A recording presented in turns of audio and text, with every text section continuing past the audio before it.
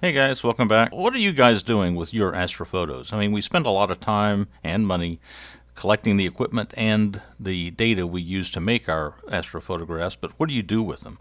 A lot of you put them on AstroBin and share them, show them to others in the field, and those are very useful. Others submit your photographs for an astrophotography picture of the day because you're like really good at what you're doing. I don't do either of those things because I'm not really good at what I'm doing, so I tend not to put my photographs up for view. I just leave them on the hard drive. However, more or less lately, I've been getting some metal prints made from the photographs just to display them for display's sake, not because they're awesome, but just because they represent a significant amount of time that I've spent collecting the data. And I know a lot of you also print out your pictures to metal prints and display them, but I thought I'd go through this little process that I go through to transform a picture into a metal print. For those of you who are wondering the same thing that is posed in this question, what am I going to do with these astrophotographs? I've got the Rosette Nebula taken with the Red Cat 51, a 250 millimeter telescope. I've also got the North America Nebula taken with the same telescope.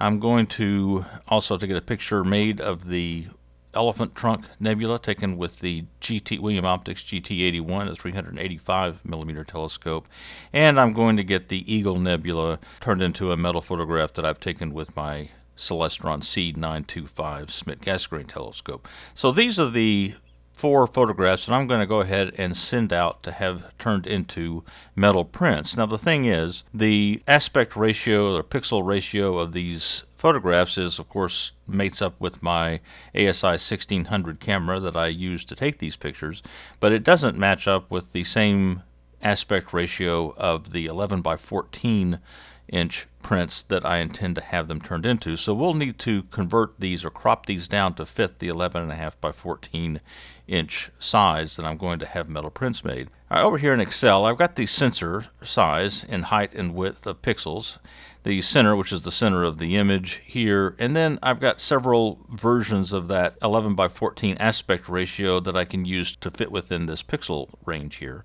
And for example, if I said, well, the width, I'm going to call the 4,656 pixels a width of 14 inches, then I can put the 4,656 pixels there and use this formula to convert that into how many pixels I would need to make up 11 inches. And as you can see, I came up with 3,658, which is larger than the sensor size, so I can't do that. The other option is to go to 11-inch height and therefore associate the 3,520 pixels with 11 inches and then back out how many pixels that is across the width, and that turns out to be 4,480, which is fine. It fits within the range of the sensor. Alternatively, I could pick the height being the 14 inches being the height of the sensor and then scale down the width even further to a 2,765. I won't be doing that for these 4 photographs. I think this one is going to work just fine. I'm just going to take a snapshot of them and take them over into PixInsight. And we'll come in here and I'll say new image from clipboard, and those are the numbers that we're looking at, and I am particularly interested in the 4480 by 3520. So for this image here, I can come in and call up the dynamic crop tool, and I'll set the width to 4,480 and the height to 3,520, and then we'll go ahead and set the anchor point at the center of the screen for now, 2328 and 1760. The rosette doesn't fill up the entire view. There is a little more action going over here on the left than there is the right, so a centered view is not necessarily what I would want here, and in this case it's probably best to take the width of 22,480 and divide that by 2 just to shove the cropped image all the way over to the left, and now it fits. There are no stacking artifacts that I'm trying to avoid in this crop. I'm going to save this off for now because I'll be using many of these parameters in subsequent crops that I'm going to do, but I'll go ahead and crop that image down and I'll call up the next one. Here I might want to shift the crop back over because there is some interesting part here on the tail end of the North America Nebula, so I'll go ahead and accept that crop. And then for the elephant trunk, this time the crop is pretty good. I've got a little more empty space over here than I do over here on the left side, so I'm going to go ahead and accept that. Finally, the Eagle Nebula, where I have a little more flexibility about how I want to place the crop, I'm going to keep that. Now, another thing that I've noticed when I get pictures printed out to the metal prints is that some of the darker tones tend to come in a bit too dark. So I don't tend to get the brightness of the picture that I'm seeing on the screen. So as a result, I'm going to do a curves transformation, and I'm just going to bump up in the RBGK space a little bit of the brightness just to try to compensate for some of the dim colors that I get back from a metal print. And you can see we're not going too far, but it is brightening up a tad. And I'm going to save this off. And here's where we got to be careful. As we'll see in just a minute, there is a limitation on file size for the metal print manufacturer that I'm going to go with. I'm going to print it out in a TIFF format, which is accepted.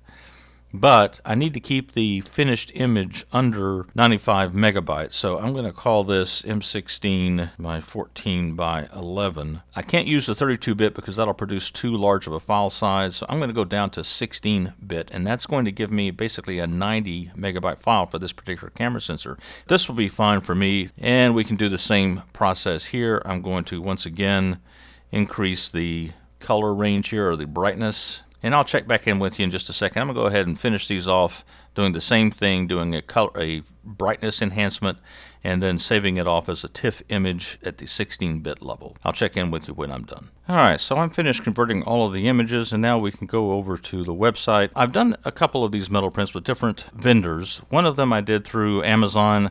I did this particular vendor here. So you can see the image is customizable, which is what we want. And if I click on this, it'll give us a little more information about what this vendor provides in terms of the metal prints.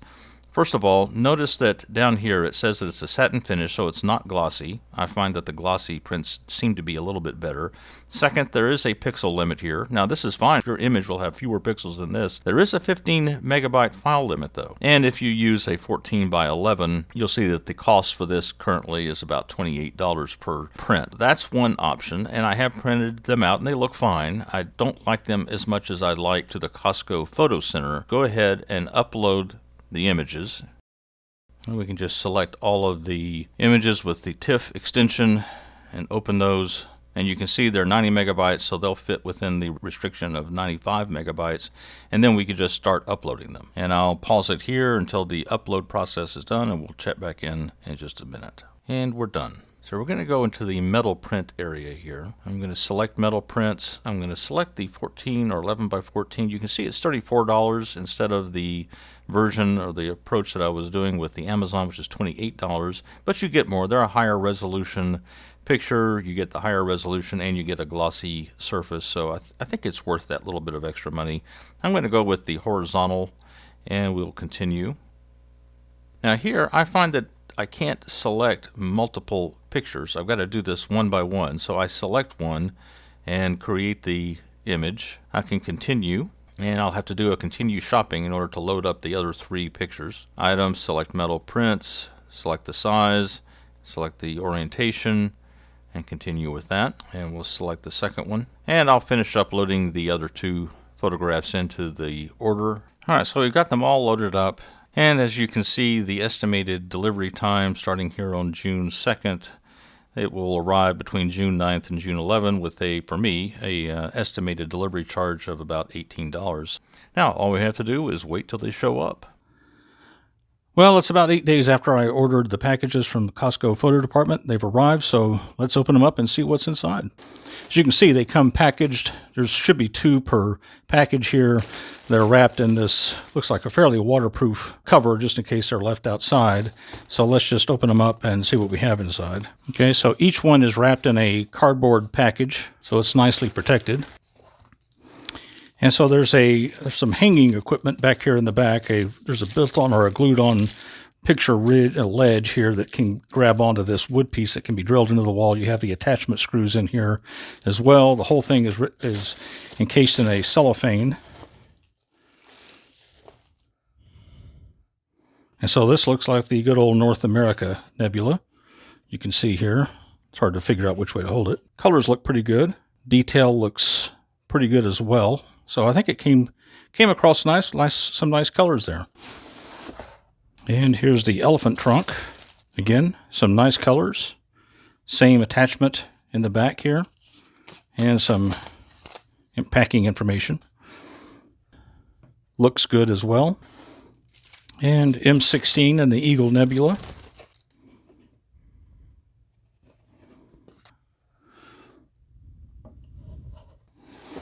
And I'll guess this is the Rosette Nebula.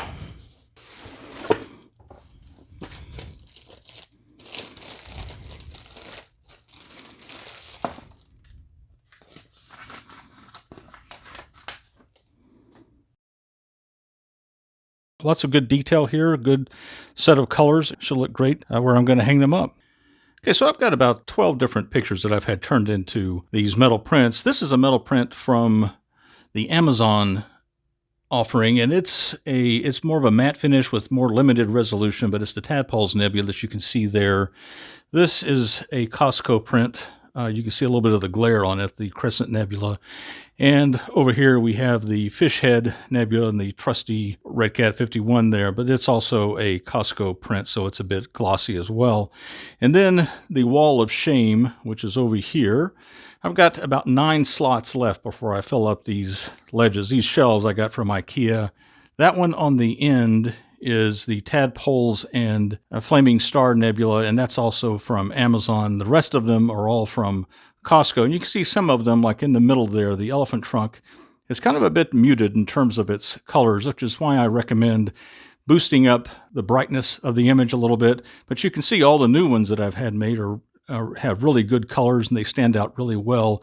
There are the 3 on the bottom shelf and the 1 in the upper left. And I've got about 9 empty slots left. And once I fill those slots up with pictures and don't have any more space, I think I'll take a page out of our friends in the UK and have a relegation ceremony. So when I get a new, better picture, I'll just take the picture that I like the least or that didn't turn out the best of the set and move it off to somewhere else. As you can see, I'm trying to fill up this space here with some of the work that I've been doing. At least they're up there to add some color to the room and to represent the many hours that I've spent collecting the data, processing the data.